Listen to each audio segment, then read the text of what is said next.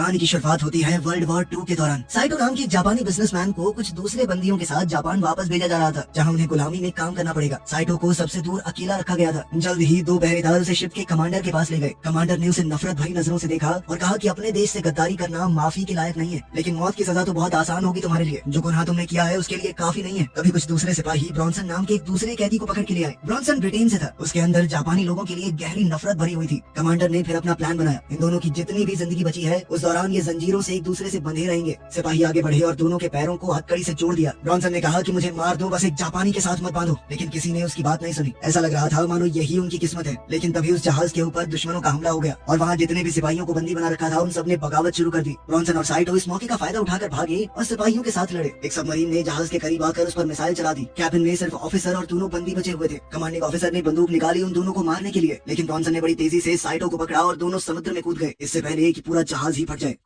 कुछ घंटों बाद ब्रॉन्सन तैरते हुए साइटो को एक सुनसान आइलैंड तक ले गया। जमीन पर पहुंचकर वो बेहोशी में गिर पड़ा। अगले दिन साइटो ने उठकर सोचा कि ये सब एक पूरा सपना था, लेकिन जब उसने अपने पैर में जंजीर देखी तो सच से सामना हुआ। उसने ब्रॉन्सन को जगाने की कोशिश की, लेकिन वो बेहोश पड़ा रहा। पास में एक सिपाही की लाश भी मिली जो किनारे पर बहकर आ गई थी और साइटो ने उसकी बंदूक निकाल ली। अब वो सोच ही रहा था कि ब्रॉन्सन को गोली मारकर आजाद हो जाए, लेकिन ब्रॉन्सन ने अचानक उठकर उस पर हमला कर दिया। दोनों के बीच में जबरदस्त लड़ाई हुई। जब वो दोनों समुद्र के किनारे लड़ रहे थे तभी पानी से एक भयानक सी चीख सुनाई दी। ब्रॉन्सन ने साइटो को समुद्र में धकेलने की कोशिश की, लेकिन साइटो के घायल पैर से खून बहने लगा, जिसे सूंघकर वो अनजान जीव उनके पास आने लगा। इस जीव ने ब्रॉन्सन को झटके से खींचा और उस पर हमला किया। तेज पंजे और बिजली जैसी रफ्तार। साइटो ने तुरंत बंदूक उठाई और पहले ब्रॉन्सन पर निशाना साधा, लेकिन ब्रॉन्सन को न मारते हुए उस जीव को मार दिया। वो जीव पीछे हटा और पानी में गायब हो गया। ब्रॉन्सन अब घायल हो गया था। दोनों समझ गए कि इस आइलैंड पर उनकी आपस की दुश्मनी से कहीं ज्यादा खतरनाक कुछ और मौजूद है। दोनों ने एक समझौता किया ताकि जिंदा रह सके। बीच से थोड़ी दूर जाकर ब्रॉन्सन ने पूछा कि वो जीव क्या था, लेकिन वो दोनों अलग भाषा बोलते थे, तो साइटो ने सिर्फ समझने का नाटक किया, लेकिन उसका चेहरा साफ दिखा रहा था कि वो जानता है कि उसने अभी क्या देखा है। साइटो कुछ वक्त के लिए चुप रहा, सोचता रहा कि आखिर कैसे बचा जाए, लेकिन आखिर में हताश होकर वो समझ गया कि यहाँ मरना तय है। लेकिन ब्रॉन्सन ने उसे तुरंत रोक दिया और कहा कि तुम पागल हो गए हो क्या। फिर उसने बंदूक की आखिरी गोली निकालकर साइटो को दी और कहा कि हम दोनों को मिलकर उस जीव से लड़ना होगा जो उनका पीछा कर रहा है।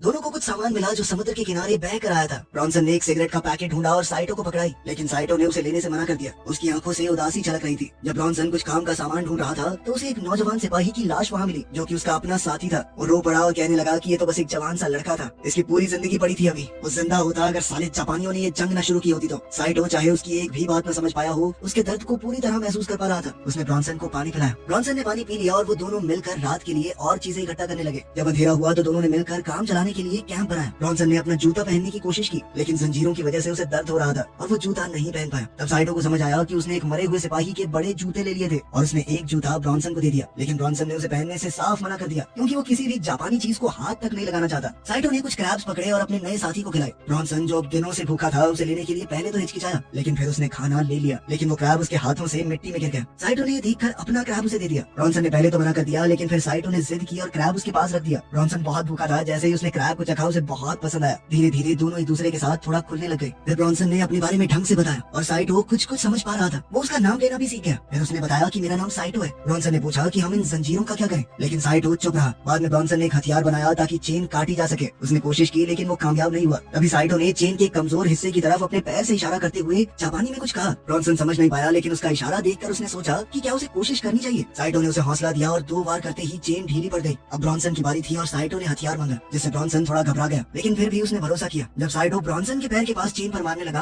तो ब्रॉन्सन ने कहा कि भाई मुझसे नहीं देखा जाएगा, मैं अपनी आंखें ढक रहा हूँ। ये बात सुनकर साइटो हंस दिया। फिर एक ही बार में उसने ब्रॉन्सन को आजाद कर दिया। ब्रॉन्सन खुशी से झूम उठा कि उसका पैर नहीं गया और वो दोनों खुशी से जश्न मनाने लगे, लेकिन उनकी आवाज ने अंधेरे में छुपी हुई किसी चीज का ध्यान खींच लिया। साइटो को महसूस हुआ कि कोई चीज उनके पास आ रही है और दोनों सतर्क हो गए, लेकिन वो प्राणी जल्द ही वहाँ से गायब हो गया। दोनों ने हथियार उठाए और सबूत ढूंढने निकल पड़े। साइटो को रेत में कुछ निशान मिले और उसने एक छोटी सी जांच शुरू की, लेकिन तभी एक आवाज ने उसका ध्यान खींच लिया। जब उन्होंने पलट कर देखा तो पता चला कि ये तो 2 जापानी फौजी हैं, जिनके साथ एक कैदी भी है। ब्रॉन्सन को शक हुआ कि साइटो अब उसका साथ छोड़ देगा, लेकिन साइटो ने ब्रॉन्सन को दिखाने के लिए कि वो उस पर भरोसा कर सकता है अपना हथियार उसे दे दिया और कहा कि जल्दी से छुप जाओ। साइटो वहीं रुक गया और उसने देखा कि खाना उबल रहा है। अभी एक फौजी को कुछ महक आई और वो देखने गया, जहाँ उसे लगा कि कोई कैंप में सो रहा है। साइटो सामने आ गया और कहा कि गोली मत चलाना, और ब्रॉन्सन दूर से ये सब देखता रहा। फौजियों को ये नहीं पता था कि साइटो को एक गद्दार घोषित किया जा चुका है, इसीलिए वो उस पर भरोसा करने लगे। लेकिन ब्रॉन्सन ये नहीं जानता था कि असली खतरा उसके बिल्कुल पीछे है। कैंप में साइटो ने अपने पुराने साथियों से पूछा कि क्या कोई बचा है। उस आदमी ने जवाब दिया कि सिर्फ हम लोग ही बचे, क्योंकि उन्होंने लाइफ जैकेट पहनी हुई थी, बाकी सब डूब कर मर गए। ब्रॉन्सन को थोड़ा देर से समझ आया कि समुद्र का वो जीव उसके पीछे है। वो इतना डर गया कि समझ नहीं पाया क्या करना चाहिए और आखिरकार उसने अपनी आंखें बंद कर ली। लेकिन जब उसने दोबारा आंखें खोली तो देखा कि वो डरावना जानवर वहाँ से गायब हो चुका है।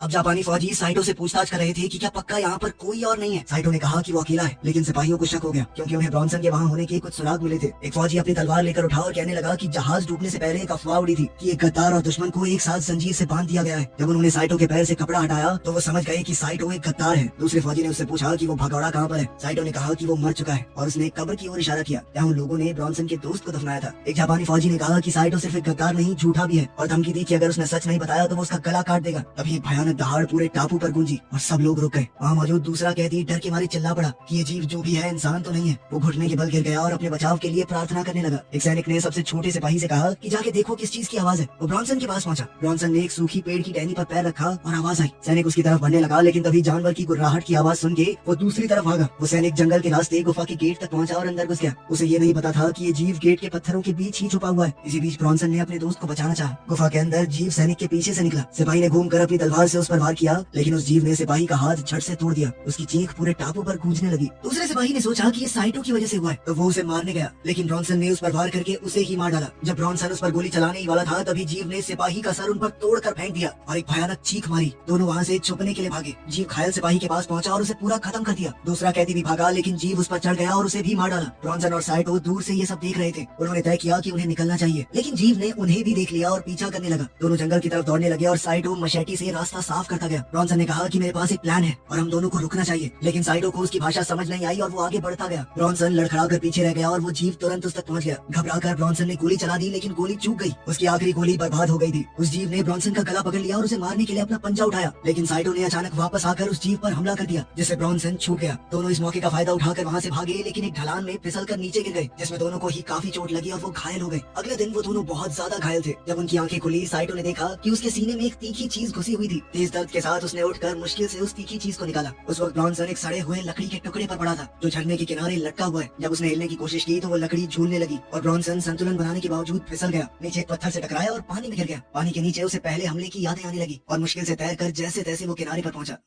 साइटो को दूसरी तरफ मरे हुए सिपाही की कटाना मिल गई। अब दोनों अलग हो चुके थे और नदी के साथ साथ चल रहे थे। झरने के ऊपर से उस जीव ने एक दिल दहला देने वाली चीख मारी, जो जंगल में गूंज उठी। उन दोनों को ही ये चीख सुनाई दी। दोनों चौकन्ने हो गए और साइटो, जो कि नदी से पानी पी रहा था, ठहर गया और अपने दोस्त को ढूंढने निकल पड़ा। ब्रॉन्सन अकेले ऊपर चढ़ता रहा जब तक एक बड़े झरने तक नहीं पहुंच गया, जो उसके आगे का रास्ता रोक रहा था। उसने फिर भी किसी तरह आगे बढ़ने का फैसला किया। शाम होने लगी और वो दोनों अभी भी अलग अलग थे। साइटो अब नदी के किनारे से निकलने की कोशिश कर रहा था, लेकिन लाख कोशिशों के बाद भी वो ब्रॉन्सन को ढूंढ नहीं पाया। इसी बीच ब्रॉन्सन झरने पर पहुंचा और सोचा कि थोड़ा आराम कर लिया जाए, लेकिन उसे पास से ही कुछ आवाजें सुनाई देने लगी। साइटो अभी भी जंगल में भटक रहा था। उन आवाजों को सुनकर वो चौकन्ना हो गया। ब्रॉन्सन आखिरकार गहरे हिस्से से बाहर आया और किनारे पर बैठ गया, लेकिन तुरंत ही उसने अपने बाजू में किसी की मौजूदगी महसूस की। जब वो देखने के लिए मुड़ा तो एक बड़ा मगरमच्छ वहाँ पर था। कोई चारा न देखकर वो बिना हिले शांत लेकर रहा। मगरमच्छ ने सिर्फ देखा और फिर पानी में लौट गया। ब्रॉन्सन अभी भी डरा हुआ था। वो चुपचाप उठा और चलने लगा। वो झरने पर ऊपर पहुंचने ही वाला था, पर तभी वो फिसल गया और उसी समय उसे वो जीव दिखाई दिया, जो अब साइटो के दिए हुए घाव पर कुछ लगा रहा था। ब्रॉन्सन को समझ आया कि ये कोई बेवकूफ जीव नहीं है। वो सोच समझ सकता है, अपने घावों को ठीक कर सकता है, और अब वो इस कोशिश में लग गया कि कैसे साइटो को ये बात बता सके। लेकिन गलती से वो एक आवाज कर बैठा और फिर किसी तरह छुप कर वहाँ से निकलने की कोशिश में लग गया। वो छुप कर देखता रहा जब वो जीव नदी के किनारे जा रहा था। तभी अचानक उसी मगरमच्छ ने जीव पर हमला कर दिया और उसे घसीट कर ले गया। पानी तुरंत लाल हो गया और कुछ देर तक मगरमच्छ सांस लेने के लिए तड़पा। तभी उस जीव ने पानी से उभर कर उसे दो हिस्सों में चीर दिया। ब्रॉन्सन ये देखकर और भी ज्यादा डर गया। उस जीव ने एक और बेहद तीखी चीख मारी, जो दूसरी ओर साइटो तक पहुँच गई। ब्रॉन्सन तुरंत भागा। साइटो अब भी जंगल में उसे ढूंढ रहा था। कुछ देर बाद अचानक से साइटो ने एक अजीब सी चीज देखी। वो पास गया तो देखा कि एक लाश पेड़ से बंधी हुई थी। ये देखकर वो बेहद डर गया और एक गड्ढे में लड़खड़ा कर गिर पड़ा। गड्ढे के अंदर साइटो को एक और वैसे ही जीव का सर मिला। वो कुछ देर तक उस नजारे को देखता रहा और फिर समझ गया कि ये मर चुका है। एक नई उम्मीद के साथ उसने वहाँ से निकलने का फैसला किया और लाश के पास कुछ काम की चीजें ढूंढने लगा। उसे लाश के हाथ में एक बंदूक मिली और जमीन पर गिरे गोली के खोखे को देखकर उसे पता चला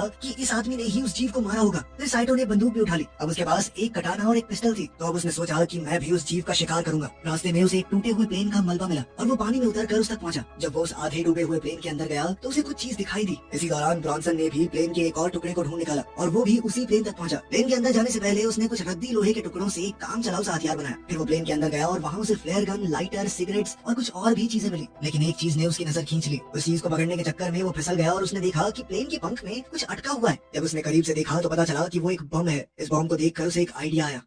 अब ब्रॉन्सन ने थोड़ी देर आराम किया और एक सिगरेट जलाई। सिगरेट पीते हुए उसे किसी के कदमों की आहट सुनाई दी। जब उसने मुड़कर देखा तो वहाँ साइटो खड़ा था। ब्रॉन्सन ने उससे पूछा कि वो कांप क्यों रहा है और साथ ही उसे सिगरेट थमा दी। साइटो ने मना कर दिया और कहा कि उसे कुछ जरूरी दिखाना है। ब्रॉन्सन को कुछ समझ नहीं आया तो साइटो ने अपने लाइटर का इस्तेमाल करके उसे समझाने की कोशिश की। दोनों एक साथ एक गुफा तक गए और वहाँ पहुंचकर साइटो ने एक अजीब सी चीज की ओर इशारा किया। दोनों ने देखा कि वैसी ही एक मादा एक और अंडे को सेक रही थी। ब्रॉन्सन धीरे धीरे उसके पास गया, लेकिन साइटो ने उसे चेतावनी दी कि ये एक मादा है, इससे दूर रहो, ये अपने घर और बच्चे को बचाने के लिए बहुत ज्यादा खतरनाक हो जाती है। लेकिन ब्रॉन्सन ने कहा कि वो बिना उसे मारे यहाँ से जाएगा नहीं। साइटो ने उसे समझाने की कोशिश की कि अगर हमने एक मादा को मार दिया तो ये बाकी के जीव बहुत ज्यादा खतरनाक हो जाएंगे, वो किसी भी हाल में हमें खत्म करके रहेंगे। लेकिन ब्रॉन्सन ने कहा कि या तो वो जिंदा रहेंगे या हम। उसके पास एक आइडिया था और उसने साइटो से अपने साथ चलने के लिए कहा। फिर ब्रॉन्सन ने साइटो को वो बम दिखाया जो उसे प्लेन में मिला था और कहा कि मुझे ये उस मॉन्स्टर के घर तक ले जाने में मदद करो। दोनों मिलकर बहुत मुश्किल से बम वहाँ ले गए। वहाँ पहुंचकर उन्होंने देखा कि ट्रिगर टेढ़ा हो गया है। ब्रॉन्सन ने उसे ठीक करने की कोशिश की, लेकिन साइटो ने कहा कि जल्द से जल्द यहाँ से निकलते हैं, कभी भी फट सकता है ये। इसी बीच वो मादा अपनी गुफा की तरफ लौट रही थी। ब्रॉन्सन ने कहा कि प्लेन में एक इमरजेंसी हथौड़ा है, वो काम आ सकता है, लेकिन वहाँ उनमें से किसी को रुकना पड़ेगा ताकि वो बम को एक्टिवेट कर सके।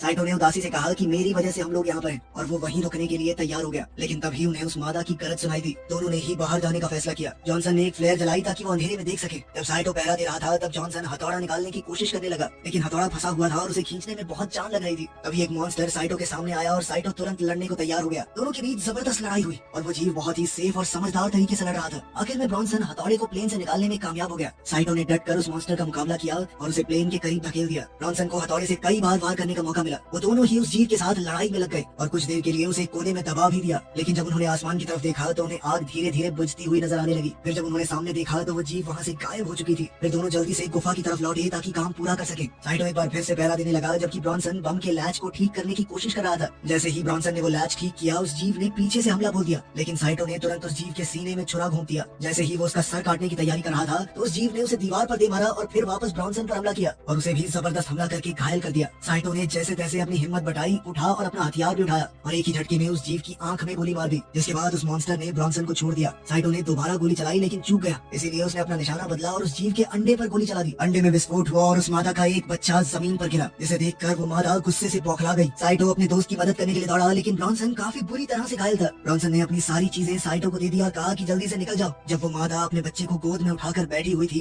तो साइटो दर्द में था, लेकिन फिर भी मजबूरी में अपने दोस्त को छोड़कर गुफा से भागा। फिर वो मादा ब्रॉन्सन के पास आई। ब्रॉन्सन ने तुरंत बम को एक्टिवेट कर दिया। ब्रॉन्सन ने तुरंत काउंटडाउन शुरू किया, लेकिन जब वो 3 तक पहुंचा तो बम फटा ही नहीं। तभी उसे अपने दोस्त साइटो की बात याद आई। उसने साइटो के बताए तरीके से बम को एक्टिवेट किया और एक बहुत बड़ा धमाका हुआ, जिसे साइटो ने दूर से देखा। अपने दोस्त को खोकर साइटो बहुत उदास हो गया। फिर उसे वही भयानक चीख सुनाई दी और उसे समझ आ गया कि वो जीव अभी भी जिंदा है। अब उसने झाड़ियों के बीच से भागना शुरू किया और वो मादा भी उसका पीछा करते हुए जंगल के रास्ते से भाग रही थी। साइटो समुद्र के किनारे पहुंचा और निराश होकर घुटनों के बल गिर गया, लेकिन फिर उसे अपने दोस्त की कुर्बानी याद आ गई और गुस्से में उसने लड़ने का फैसला किया। जैसे ही वो मादा समुद्र किनारे पहुंची और देखा कि कोई उसके सामने घुटनों पर बैठा है तो वो एक ही झटके में उस पर झपट पड़ी, लेकिन वो एक जाल था। साइटो रेत से उठा और उस जीव के सामने खड़ा हो गया। उसने उस जीव पर वार किया, लेकिन खुद भी घायल हो गया। उसने हार नहीं मानी और उस जीव का सामना करने के लिए दोबारा खड़ा हो गया। उसने उस मादा को ये कहकर ललकारा कि मार दिया ना तेरे बच्चे को, आजा। जैसे ही उसने साइटो पर वार किया, साइटो ने उसके पेट को चीर डाला और वो मादा जमीन पर गिर पड़ी। उस कमजोर पड़ चुकी मादा के पास गया और उसके ऊपर झुककर अपनी तलवार निकाली, लेकिन उसे मारने की बजाय उसने वो तलवार उसके पास ही जमीन में घुसा दी और कुछ कदम पीछे हटकर एक फ्लेयर गन को उठाने लगा। अभी जंगल की तरफ से कुछ और आवाजें आई और वो समुद्र के किनारे की तरफ चलने लगा। वहाँ वो आग जलाने की कोशिश कर रहा था, लेकिन फ्लेयर टूटा हुआ था। अब उसकी आखिरी उम्मीद भी टूट गई। एक थका और हारा हुआ साइटो रेत पर गिरकर बेहोश हो गया। कुछ घंटों बाद साइटो की आंख एक अमेरिकी जहाज पर खुली, जहाँ एक ऑफिसर उससे पूछताछ कर रहा था। साथ में एक जापानीज ट्रांसलेटर भी था। ऑफिसर ने पूछा कि क्या ब्रॉन्सन ने उसकी मदद की थी, लेकिन साइटो चुप रहा। फिर ऑफिसर ने ट्रांसलेटर से कहा कि इससे पूछो इसने क्या किया है, इसका जुर्म क्या था। साइटो ने जवाब दिया कि मैंने अपने ही कमांडर को मार दिया, क्योंकि वो बेकार ही मेरे सारे साथियों को मौत की तरफ धकेल रहा था। ऑफिसर फिर से ब्रॉन्सन के बारे में बात करने लगा और साइटो को उसके साथ बिताए हुए पल याद आ रहे थे। आखिर तक आते आते वो दोनों सच्चे दोस्त बन गए थे। ऑफिसर ने पूछा कि क्या कोई और भी जिंदा है उस आइलैंड पर। साइटो ने कहा कि वहाँ कोई नहीं बचा। फिर वो जहाज की खिड़की से बाहर देखने लगा। जब उनका जहाज किनारे से दूर जा रहा था तब पता चला कि वहाँ तो वैसे कई और जीव भी जिंदा हैं और इस आइलैंड पर उनका ही राज रहेगा। वीडियो पसंद आई तो लाइक कर देना, चैनल को सब्सक्राइब कर लेना। मिलते हैं अगली वीडियो में।